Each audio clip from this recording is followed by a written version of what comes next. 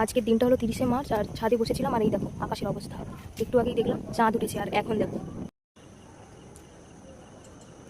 কিভাবে মেঘটা কালো হয়ে গেছে।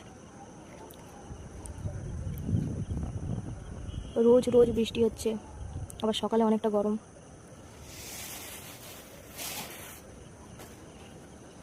তোমাদের ওইদিকে বৃষ্টি হচ্ছে কিনা কিন্তু জানিও কমেন্টে। বিদ্যুৎ চমকালো এক্ষুনি।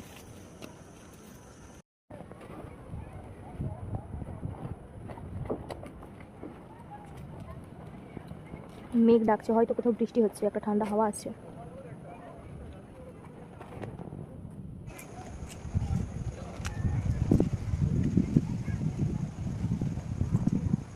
গাছে মনে হচ্ছে আর একটা আম থাকবে না।